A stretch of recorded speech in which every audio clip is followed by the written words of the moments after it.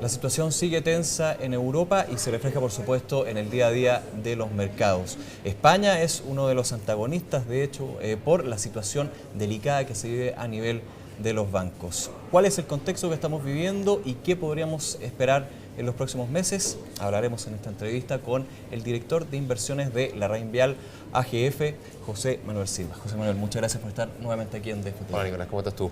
Buenas tardes. Buenas tardes. Bueno, partamos por lo general. ¿En qué situación se encuentra Europa? ¿Cuál es el contexto? Muy complicado. Cuéntanos un poco un balance de lo que está pasando. Sí, Europa está metido en un barrial del cual no ha logrado salir desde hace ya 2 años. El primer explosión europea fue en mayo del 2010, ¿no es cierto?, que partió con Grecia. Después este fuego se ha ido trasladando a otros países, ¿no es cierto? El año pasado, más o menos en esta fecha, un poco después, fue Italia, ¿no es cierto?, el país que fue atacado por el fuego, ¿no es cierto?, de la crisis. Y este año es España, ¿no es cierto? Este año es España. El mercado se ha dado cuenta, poco a poco, de que la deuda privada española es muy elevada. Y al contrario de lo que ocurría en Italia y en Grecia, en donde es la deuda fiscal, la deuda del gobierno de esos países, la que es muy elevada. En el caso español, el problema radica más bien en el sector privado, a pesar de que la deuda pública ha ido subiendo con los años, en la medida en que la crisis se ha ido alargando y los déficits del gobierno español han sido mayores que lo que se esperaba. La deuda pública española también ha ido subiendo.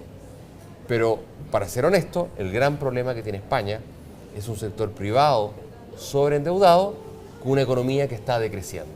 Y la mezcla de esas dos cosas puede llegar a ser explosiva porque, como todos entenderán, si las empresas están muy endeudadas y sus ventas no crecen o al contrario decrecen, llega un momento en que esas empresas no pueden servir su deuda. ¿Cuánto es el porcentaje de deuda privada actual en España? Mira, dependiendo de lo que uno tome, la deuda privada española es alrededor de 2 veces el PGB español. Estamos hablando de más de 2 trillones de dólares de deuda privada, y eso es mucha deuda. Y el problema de España es que no solamente las empresas están muy endeudadas, probablemente es el sector más endeudado, ¿no es cierto?, lo que se llama el sector corporativo no financiero. Pero sino también los hogares. Los hogares españoles también tienen bastante deuda relacionada con deuda hipotecaria, ¿no es cierto? En España hubo una burbuja inmobiliaria desde la creación del euro en adelante.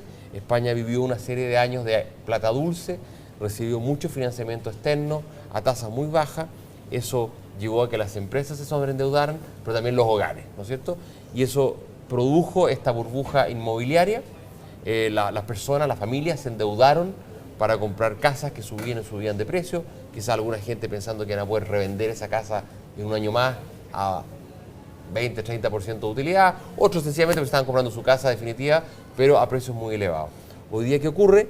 Es que muchas de esas personas se encuentran cesantes y les cuesta mucho servir su deuda personal, que es hipotecaria. Y por lo tanto, hoy día los bancos españoles se encuentran que tienen préstamos a empresas y a familias que son impagables. Claro, porque al mismo tiempo también, dado esta deuda que tienen las personas, las empresas tampoco pueden generar puestos de trabajo para hacer el círculo virtuoso de la economía. Pues. Exactamente. Ahora, ¿qué ocurre? Es que España tiene lo que hablamos la última vez que estuve acá, que hablábamos también del tema griego. España tiene un corsé que le cuesta mucho ajustar su economía. ¿Cuál es el corsé? Es el tipo de cambio fijo, el euro, ¿no es cierto? España en el pasado, Italia, Grecia, salían de estas crisis devaluando su moneda. Claro. Al devaluar su moneda, los productos españoles se hacen más competitivos, la economía española puede exportar y por lo tanto los hogares españoles logran de alguna manera rehacer sus finanzas vendiendo productos al exterior, recibiendo turismo, ¿no es cierto? España es un país que recibe millones de turistas al año, en la medida que su moneda esté devaluada, va a recibir más turistas, etcétera. Pero hoy, o sea, el tipo de cambio fijo es el problema de... A ver, el tipo de cambio fijo es uno de los problemas, ¿no es cierto? Probablemente este tipo de cambio fijo, que es el euro, en donde España tiene el mismo tipo de cambio y la misma política monetaria que Alemania, hace que al principio España tuvo, ¿no es cierto?, gozó de 10 años de vacas gordas, en donde los tipos de interés, las tasas de interés bajaron mucho en España, en donde España recibió mucho crédito externo, y por otro lado Alemania quizás tuvo una política monetaria que fue muy restrictiva para su realidad, y eso le permitió a Alemania ajustarse mucho. Hoy día, ¿con qué nos encontramos? Que Alemania tiene una política monetaria probablemente que es demasiado expansiva para su realidad, pero España tiene una política monetaria que es demasiado contractiva para su realidad económica. Y por lo tanto España no puede generar esta devaluación o esta cantidad de emisión monetaria que necesitaría su economía para no entrar en un proceso deflacionario. Y por lo tanto el tipo de cambio fijo hace que España esté cayendo en una deflación, o sea que el nivel de precios de España empieza a caer, caen los salarios, caen, ¿no es cierto?, los precios de las viviendas, y eso en un contexto de alto endeudamiento es una mezcla explosiva. José Manuel, dado este contexto de España, sabemos la importancia que tiene España en el euro. ¿Podríamos pensar en la posibilidad de que finalmente Grecia sea dejada a un lado, finalmente abandone el euro y se concentren los esfuerzos en España? ¿Se podría dar esa posibilidad? Bueno, obviamente en las últimas semanas ha salido a la luz por primera vez la opción de que un país se salga del euro, ¿no es cierto?, que sería el caso griego. ¿Y por qué? Porque efectivamente hubo elecciones en Grecia, elecciones que no plasmaron un gobierno, ¿no es cierto? Al final, ninguno de los partidos que sacó votos en esa elección logró armar una coalición, ¿no es cierto?, para poder armar un gobierno. Y uno de los partidos que más votos sacó fue un partido de extrema izquierda, cuya plataforma básicamente dice tenemos que renegociar el pacto, ¿no es cierto?, económico que nos ha impuesto la Comunidad Europea. Tratando de evitar la austeridad como punto clave. Exactamente, y con políticas de mayor crecimiento, etcétera. Y por lo tanto, existe una posibilidad de que ese partido, que parece que en las encuestas es el partido que más votos estaría sacando en esta segunda elección, que sería a mediados de junio, existe la posibilidad de que ese partido diga sencillamente yo no estoy dispuesto a ceder en mis pretensiones, y que la Comunidad Europea le diga por lo tanto a Grecia, señores, tienen que irse.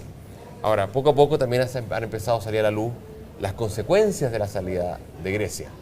Y Grecia le debe todavía mucha plata a Europa, y por lo tanto la salida de Grecia y la explosión o la implosión de Grecia como economía también traería consecuencias, porque entre otras cosas Grecia le debe, por ejemplo, 100.000 millones de euros al Banco Central Europeo. Claro. Grecia también le debe mucha plata a Francia, le debe mucha plata a Alemania. Entonces claramente la salida de Grecia no es gratuita. Ahora, existe la opción, efectivamente, y cada vez más hay gente en Europa que dice nunca Grecia debiera entrado al euro, porque Grecia nunca tuvo disciplina fiscal y no tiene una economía de mercado en la práctica, ¿no es cierto? En la economía griega el Estado tiene un rol preponderante y por lo tanto se han dado cuenta que fue un error haber invitado a Grecia a la Comunidad Europea. Ahora, si Grecia llegara a salir, obviamente el cortafuego lo van a tener que poner en España, y hoy día de hecho leía una declaración del ministro de Hacienda español, Luis de Guindos, que decía la batalla del euro se va a librar en España, ¿no es cierto? Y por lo tanto la próxima batalla obviamente probablemente van a ser en España, y aquí la duda es de qué manera el gobierno español va a recapitalizar sus bancos, porque hoy por hoy la deuda fiscal española ya se acerca al 80% del PGB. Si suponemos que el Estado español tiene que gastarse por lo menos entre un 10 y un 15% del PGB en recapitalizar sus bancos, vemos que la deuda fiscal española ya está acercándose a ese terrible límite que es 100% del PGB, ¿no es cierto? Adicionalmente, el gobierno español este año se supone que debiera tener un déficit fiscal de un 5% del PGB, lo que va sumando aún más al endeudamiento, pero hay gente que dice no van a lograr bajarlo del 8% que tuvieron el año antes, o sea, el 2011. Por lo tanto, la deuda fiscal española sigue subiendo por el lado del déficit fiscal. Y es muy probable que España, de aquí a 12 meses, 18 meses, se encuentre con una deuda fiscal a PGB que supere el 100%, un caso muy parecido al irlandés. Y el problema con eso es que si España tiene una deuda fiscal de 100% al PGB y España no crece y tiene que pagar tasas del 6% anual de interés, muy pronto, si uno hace los cálculos matemáticos, se da cuenta que esa deuda diverge en el tiempo, o sea que empieza a crecer cada vez más como porcentaje del PGB y esa deuda se torna impagable. Se acrecienta el problema. Y por lo tanto la probabilidad de que España también tenga que caer en un proceso de renegociación, reestructuración, como el que cayó Grecia, se hace cada vez más probable en los próximos años.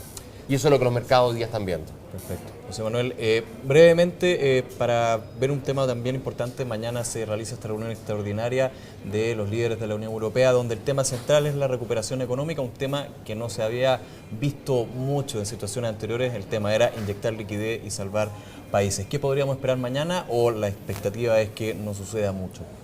El problema que hay ahí es que da la impresión de que hay un gran desacuerdo entre el gobierno de Francia, nuevo, de François Hollande, y el gobierno alemán de Angela Merkel, sobre cómo, ¿no es cierto?, tenemos que, Europa tiene que administrar esta crisis. ¿No es cierto? Hollande ha enfatizado en que no basta con la austeridad, que Europa también tiene que tomar medidas pro crecimiento. Y Angela Merkel ha sido bastante enfática en decir que ellos quieren seguir con la estrategia de austeridad. ¿Por qué? Porque se dan cuenta de que cualquier otra estrategia significa que Alemania va a terminar avalando gran parte de las deudas de Europa. De hecho, aquella estrategia que dice relación con los famosos eurobonos, o sea que un ente central europeo emita bonos para apoyar con esa deuda a los países en crisis. Básicamente esos eurobonos pueden ser emitidos porque Alemania es el que está respaldándolos, ¿no es cierto? Y Alemania obviamente dice, yo no quiero que mi gente respalde deuda de otros países. Ahora también a uno le baja la duda más grande de si medidas de crecimiento, pro crecimiento económico son viables, porque esas medidas básicamente significan más gasto fiscal, más endeudamiento del sector público, y muchos de estos países europeos, incluyendo Francia, ya están llegando a niveles de endeudamiento fiscal muy elevados y por lo tanto uno es un poco escéptico sobre qué tanto pueden aumentar el gasto público los países ya endeudados de Europa para tratar de salir adelante.